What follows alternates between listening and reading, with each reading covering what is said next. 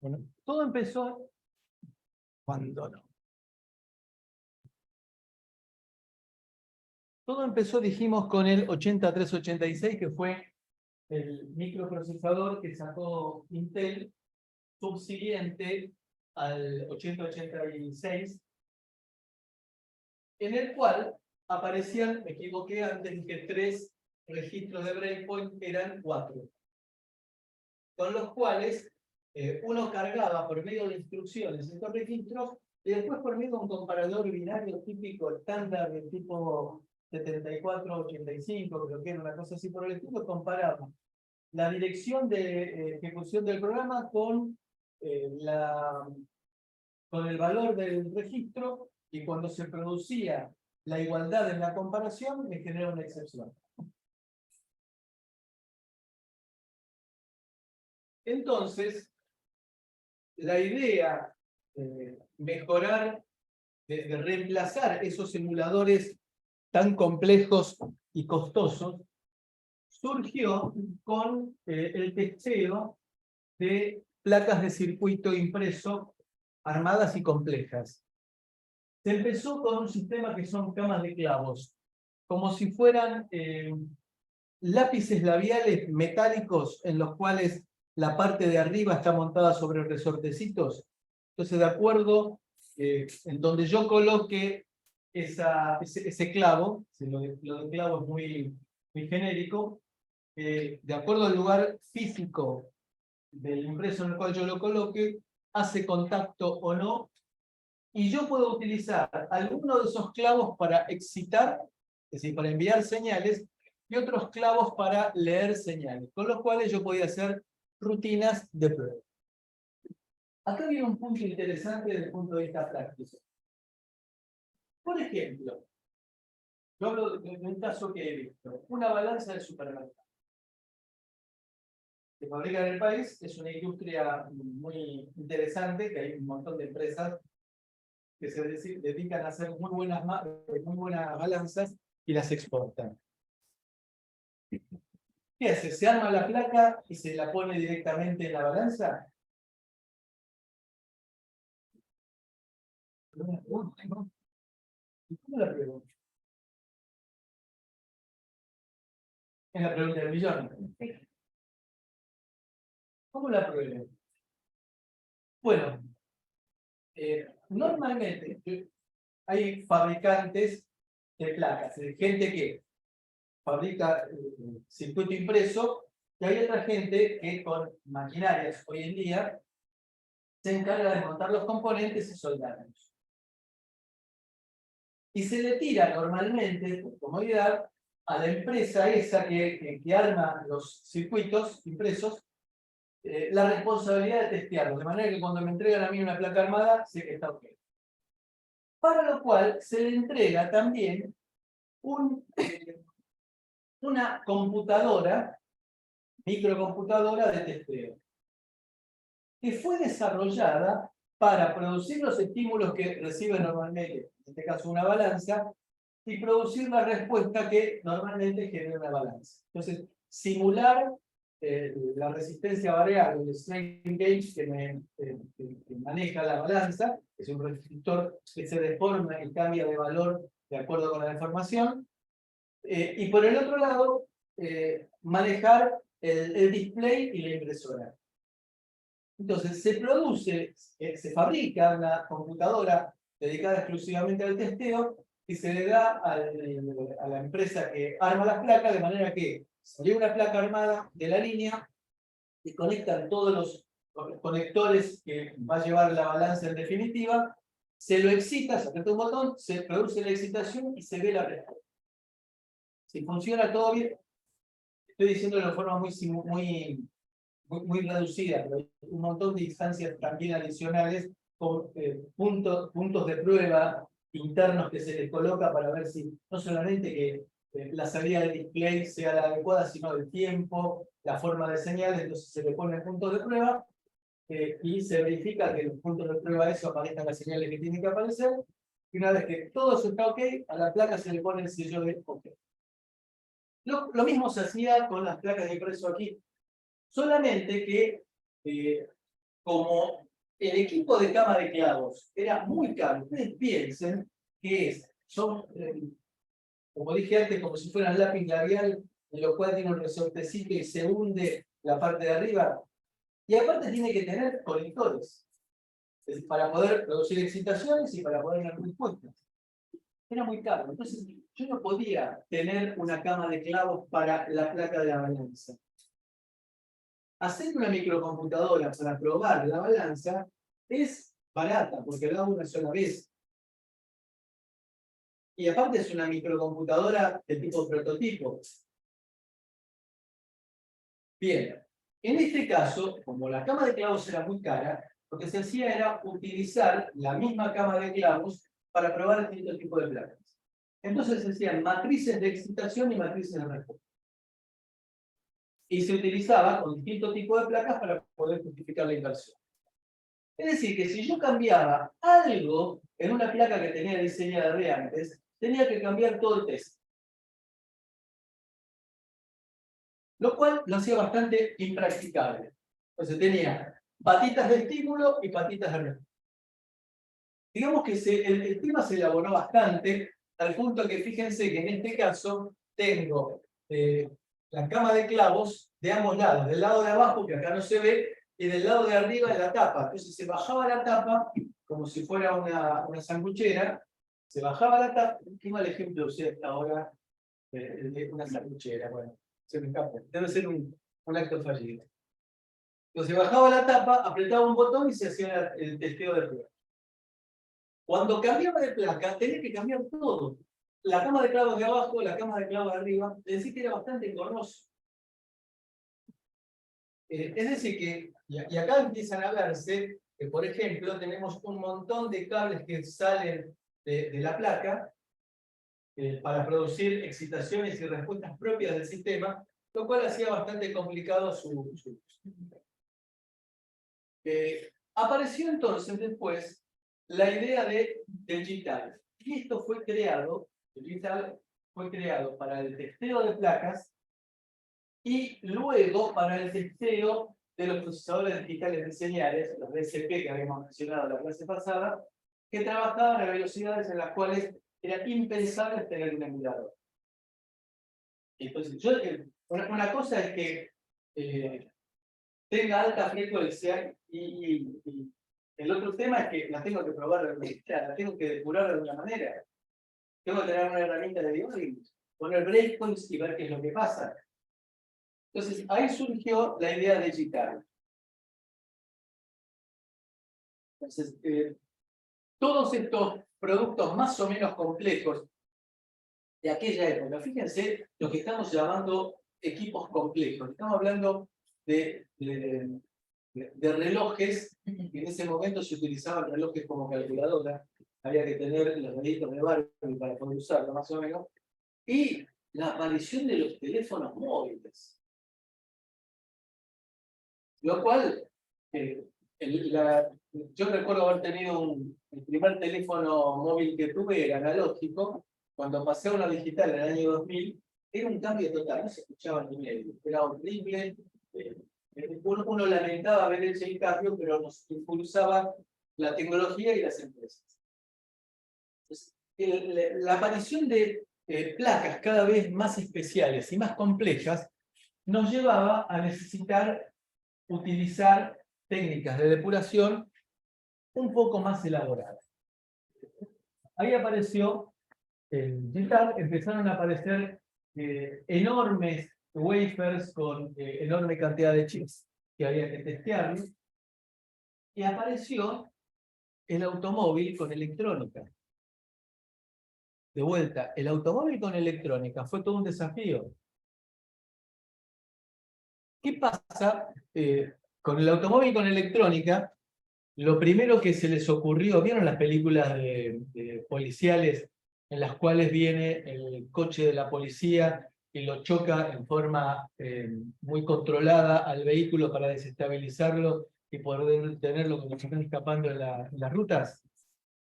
Entonces lo primero que se les ocurrió es, el auto tiene un montón de electrónica, ¿por qué no le mando un pulso como para bloquear toda la electrónica? Claro, bloquear toda la electrónica significaba dejarlos sin frenos. Después me imagino que yo, de los 2 o 3 primeros muertos que tuvieron, se dieron cuenta que había algo que no andaba. Entonces, el automóvil fue todo un desafío. Meter electrónica en un ámbito tan ruidoso fue todo un desafío.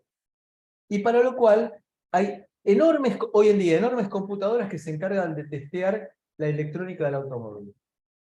Por lo que significa que falla la electrónica del automóvil. Bien. Cuando falla un chip, ¿cómo hago para saber qué parte del chip falló y por qué? Cuando veo que el mismo chip siempre, en múltiples placas veo que falla una patita de entrada-salida, digo, caramba, me parece que estoy mandándome una macana con las excitaciones o lo que le estoy exigiendo a esa patita de salida. Con lo cual, entonces, ¿cómo hago para depurar el firmware que tengo en la placa, en el microcontrolador, para depurarlo? ¿Cómo hago para controlar el microcontrolador ese que tengo en mi placa? Entonces, ¿cómo puedo observar el código? ¿Cómo se comporta el código? ¿Cómo hago para ejecutar paso a paso para detectar en qué punto hay una falla? Eso es lo que me permite a mí el JITAG. Pues, hay herramientas que son herramientas como rayos X. En una época se usaban rayos X para tratar de hacer ingeniería inversa de integrados. El osciloscopio se utilizó durante mucho tiempo, pero con la aparición cada vez de más patas y mayor complejidad, el osciloscopio quedó fuera de utilidad. Con un osciloscopio puedo llegar a ver, ¿cuánto? 4 señales, no más que eso. Un microcontrolador que tiene 3 puertos de 32 bits cada uno, ¿cómo hago para verlos?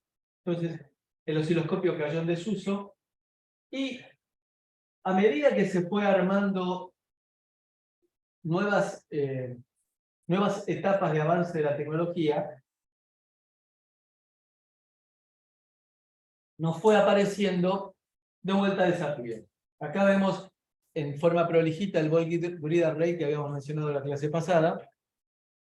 Las patitas como bolitas de estaño que se encontraban en la parte inferior del integrado y en el circuito impreso, y que con una pistola de aire caliente se soldaban. Y ahí empezó a aparecer otro tipo de problemas que estaban ocultos y que no son repetitivos, no son siempre en el mismo lugar. Que son, por ejemplo, patitas abiertas. Aquí, por ejemplo, no alcanzó a fundirse el estaño, entonces tenemos la patita del impreso con la patita del integrado que no hacen contacto. O bien, aquí tenemos patitas en contra. El comportamiento, en un caso y en el otro, es totalmente distinto. Entonces, ¿cómo hago yo para probar las patitas que tengo no en la periferia del integrado, sino en la parte central?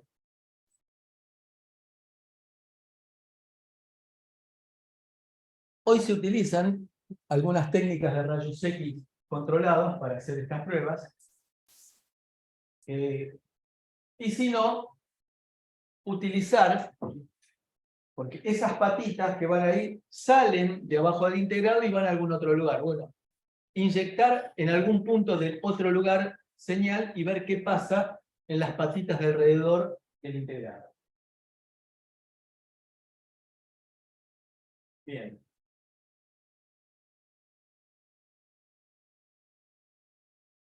Aquí aparece el boundary scanning, es decir, barrido del vecindario. Consiste en utilizar pines específicamente para prueba y para depuración. Entonces, leo el estado de puntos del circuito, integrado o impreso, y de acuerdo con los valores que tenga, defino si está funcionando bien o está funcionando mal. ¿Cómo es el tema entonces? La aparición del Joint Test Action Group fue lo que dio origen después a la norma esta de IEEE 1149. Esta norma es la que rige a lo largo de la historia, ha regido el GTAG con varias variantes que aparecieron posteriormente. ¿Qué es el Boundary Cancel?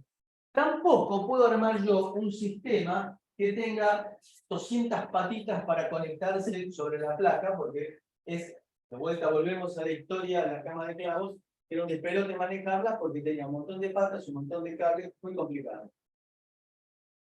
Entonces la idea que se tuvo es enviar información serie, utilizar latches. Entonces envía información serie y cuando llego la información serie la voy avanzando como si fuera un registro de desplazamiento. Llega un punto en que le saco la foto. Entonces tengo el conjunto de excitaciones que yo quiero en el circuito bajo prueba y acá me diré las salidas. Y la salida es lo mismo. Tomaré, la echaré en un registro de desplazamiento y empiezo a sacar la respuesta en forma serie. Entonces tengo la placa que funciona bien, la placa bajo prueba. Entonces le excito con un patrón para producir un conjunto de estímulos en el circuito. Esto tiene que haber sido pensado de antemano, no es así al tuntún. Entonces excito con un conjunto de unos y ceros para poner a prueba el circuito, leo las salidas y lo saco también en forma seria. Con lo cual me alcanza con 5 patas. Habíamos visto antes TDI y TDO. Test Data Input, Test Data Out. Por Test Data Input con el clock voy avanzando en el registro de desplazamiento que se encarga de producir las excitaciones. El circuito produce respuestas que las tomo en un registro de desplazamiento de vuelta y ahora la serializo para leer la salida. Y comparo el registro de salida, los bits de salida de la placa que anda bien con la placa que está bajo prueba. Si me da igual, significa que esa parte de la prueba anda bien. ¿Está bien? Entonces aquí tengo TDI, TDO. TDI envío en forma serie, TDO leo en forma serie. Acá tengo el clock. Y este es el bit que me permite seleccionar una función u otra función que vamos a ver en un ratito. Entonces TDI, input, TDO, output, T-clock, y TMS es el Test Mode Select. Es decir, encender o apagar el GTAG. Puedo hacerlo, como habíamos visto, por colocarlos en cascada. Múltiples etapas. Es decir, que la salida de uno vaya a la entrada del otro. De vuelta, no es al tuntún, no es al azar. Tengo que diseñar apropiadamente los bits que voy a utilizar para la excitación. Este es el circuito genérico de un GTAG. Tenemos básicamente una máquina cristal, es decir, un secuenciador. Secuenciador es quien va seleccionando, leyendo palabras, seleccionándolas y mandando esas palabras en forma serie al GTAG. Es lo que llamamos acá la state machine. Me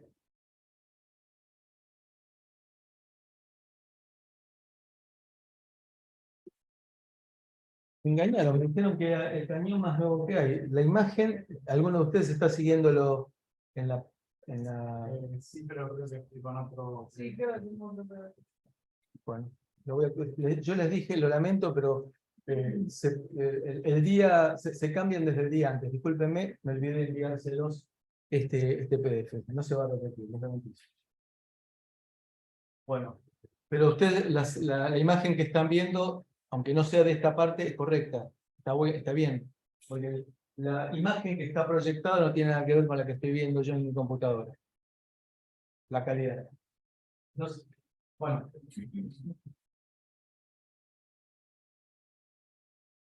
Entonces, TDI y TDO son entradas y salidas al registro de desplazamiento. Acá tengo un buffer para ir guardando los bits que quiero aplicar al dispositivo bajo prueba. Y una máquina de estado que es la que se va a encargar de gerenciar todo el proceso de prueba.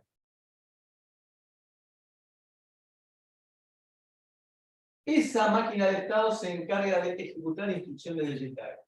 Instrucciones digitales que son bastante simples, bastante sencillas. No es nada de mover datos entre registros. Tiene instrucciones bastante sencillas que vamos a mencionar ahora. Por ejemplo, bypass.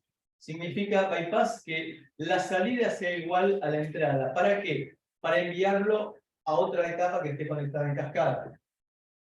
Sample, preload, precargar. Es decir, poner en los pines de entrada el valor que se quiere, es decir, congelarlo. Y obtener la identificación del chip, es decir, que hay una forma de solicitarle al chip que se identifique, porque lo que voy a probar depende del tipo de integrado que se trate. InTest corre internamente rutinas de prueba. Clamp y HiZ es mantener alta impedancia, testeo de prueba, y correr un autotest. Se utilizan algunos pines duales de entrada-salida, es lo que significa este simbolito, para opciones de depuración. Cada fabricante interpreta el JTAG de una manera particular. Es decir, ustedes se van a encontrar con que hay fabricantes que no utilizan 5 pines para el JTAG, sino usan 4. Y son variantes de JTAG válidas. Hay otros fabricantes que decidieron adoptar una norma, una subnorma de JTAG generada por ARM, que se llama SWD, Single Wire Debugger. El JTAG es universal, es decir, el concepto de JTAG es válido para probar placas impresas, para probar circuitos, para probar microcontroladores, para probar DSPs. SWD es una norma de ARM pensada para trabajar con microcontroladores ARM. Entonces, lo más probable es que los microcontroladores económicos utilicen SWD y no JTAG.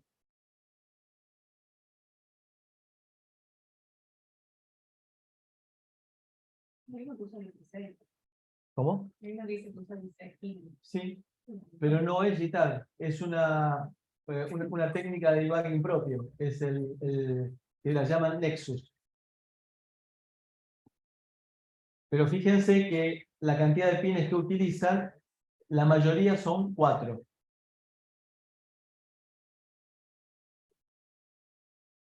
El 64HC12 es un microcontrolador de Motorola muy viejo, es decir, anterior a la existencia de JTAG, es decir, que adaptaron una variante de JTAG a lo que ya presentaba ese microcontrolador. Bien, la interfaz de software. Es decir, yo tengo la posibilidad de, por medio de una herramienta que se me provee, y permítanme la aproximación, compilar instrucciones para hacer la prueba del integrado o la prueba del circuito. Es decir, no tengo que trabajar a nivel de bit. De la misma manera que cuando yo diseño un programa para un microcontrolador, no voy diseñando bit por bit. Escribo una instrucción y compilo. Acá se da algo similar con un software que se nos provee cuando querramos trabajar con JTAG. Tengo varias alternativas. Primero, para circuitos sencillos o para circuitos complejos que usen microcontroladores DSP o FPGAs. ¿Por qué no? Con un entorno de desarrollo de alto nivel. El GitHub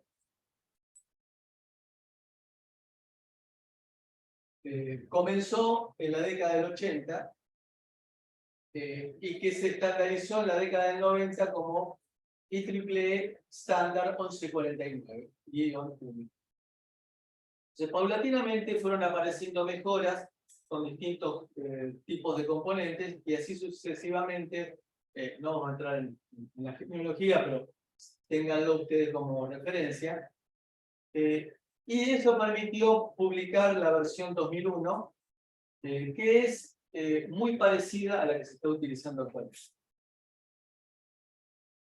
La versión más actualizada, muy similar a la del 2001, la del 2009, en la cual se incorporaron los microcontroladores Cortex en forma genérica. ¿Cómo es el principio de funcionamiento? Un boundary scan cell, la traducción sería celdas de barrido del vecindario, vendría a ser un poco de lógica que se encarga de recibir datos y generar la tira de bits serie que van a ir al circuito bajo prueba. Y a su vez analizar la salida serie para ver y presentar el resultado. Están incorporadas en el dispositivo y pueden capturar datos de señales lógicas internas o de pines, así como forzar datos sobre pines. Es que es algo que está dentro del chip. Es algo que nosotros pagamos en el silicio aunque no lo usemos. De cualquier manera, es una lógica bastante sencilla y que no representa demasiado más de unos pocos centavos de dólar en el producto final. Los datos se transfieren hacia el exterior a través de un puerto de acceso digital que se llama TAP y que comparo lo que estoy midiendo con lo que se tenía que esperar. Con lo cual, significa que primero he tenido que probar el GTAG para hacer el registro de referencia sobre una placa que funciona. Los datos que se generan en ese compilador que habíamos mencionado anteriormente se envían en serie a través de las boundary scan cells y todo desde un bus de datos que viene en definitiva de una computadora, de una PC. Entonces, ¿cómo se utiliza para probar, por ejemplo, un impreso? Habíamos visto antes en el diagrama del circuito con VGA, habíamos visto que tenía patitas abiertas, patitas en corto. Entonces yo proveo un conjunto de excitaciones, es decir, esta es la secuencia temporal de excitaciones de cada uno de los pines de este boundary scan cell. Entonces, si yo tengo una patita abierta, excito con 11000, tendría que leer alto, alto, bajo, bajo. Si está abierto, ustedes recuerden que en los integrados habitualmente las entradas abiertas son interpretadas como 1. Con lo cual voy a leer alto, alto, alto, alto, lo cual indica automáticamente que esta patita está abierta.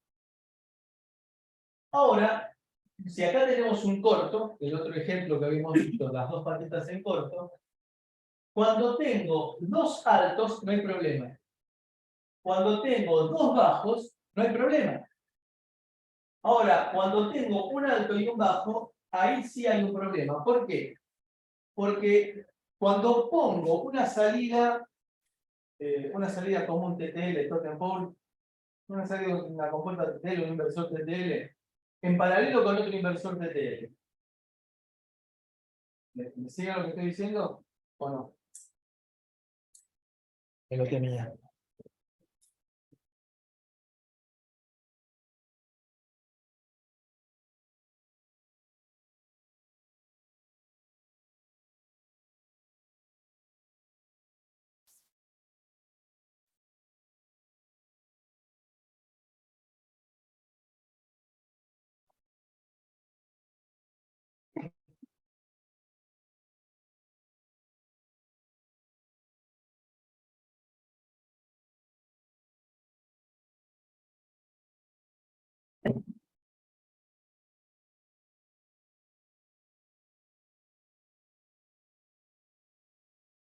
Esta es la salida de mi resorte TN.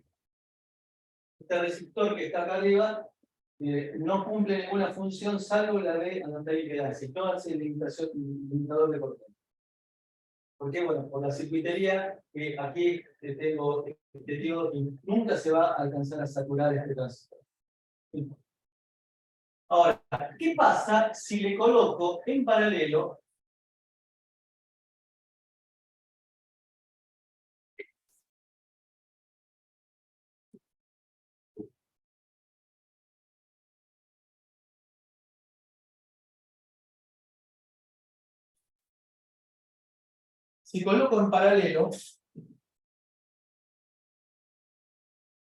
estas dos salidas?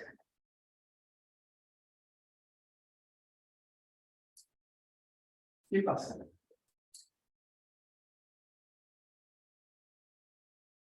Si las dos salidas están en alto, ¿pasa algo? ¿Qué voy a tener si las dos salidas están en alto en este punto? Alto. ¿Por qué las salidas están en alto? Porque estos dos transistores están abiertos. Entonces, estoy colocando dos salidas en alto, el resultado es alto. ¿Qué pasa si pongo dos salidas en bajo? Significa que estos dos transistores están saturados. Estos sí se pueden saturar. El de arriba se vio por el emisor. Estos dos se pueden saturar. Con lo cual, si las dos salidas están en bajo, ¿cuál es el resultado? Bajo. ¿Qué pasa si ahora una de las salidas está en bajo y la otra está en alto? Por ejemplo, si esta está en bajo y esta está en alto.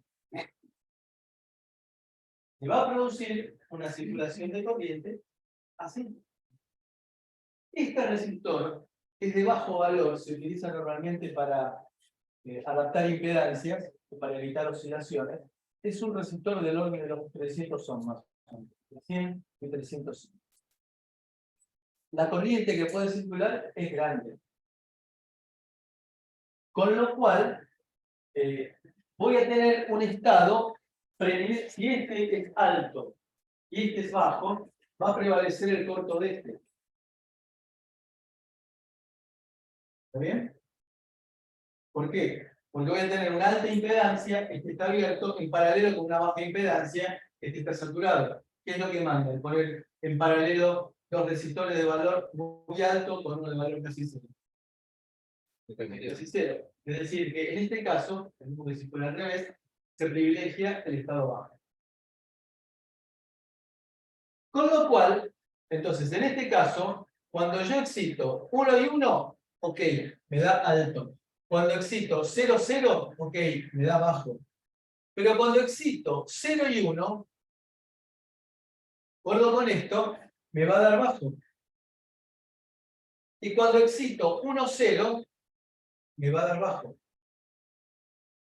Entonces, leyendo e interpretando los datos que estoy mirando acá, deduzco de que importan estas dos líneas, como anteriormente había detectado que estaba abierta esta línea. ¿Estamos de acuerdo?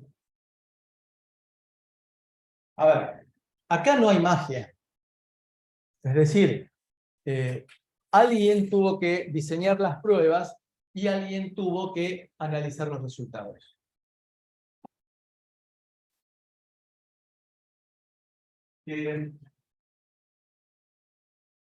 Hay entonces, en todo proceso de diseño empleando digital, dos etapas. Generador de programas de prueba para el desarrollo, es decir, recuerden ustedes que habíamos dicho que había instrucciones en digital. Entonces tendré con la herramienta que me dan como para que yo genere los patterns, ¿cómo se llama? La traducción de patrones, eso, gracias. Son los años y la hora. Los patrones de excitación y tengo que después tener la habilidad para analizar los patrones de respuesta. y en base a eso sacar conclusiones. Patitas en corto, patitas en circuito abierto. ¿Preguntas hasta aquí? Bueno, ¿querés seguir vos, Juan? Entonces, vamos a empezar a introducir ya la parte práctica de acuerdo con la filosofía. Es decir, después de la semana próxima dijimos que hay actividad práctica y después ya vamos a empezar con la metodología de ir anticipando el tema de la próxima clase. Entonces, si todo sale bien, vamos a empezar a planificar ya las primeras evaluaciones para que vayan enganchándose con el tema. Y luego vamos a empezar ya con Cortex. Es decir, dentro de 2 semanas empezamos con Cortex. ¿Bien? Te dejo... Al principio empezaron ya. Bueno. Ok.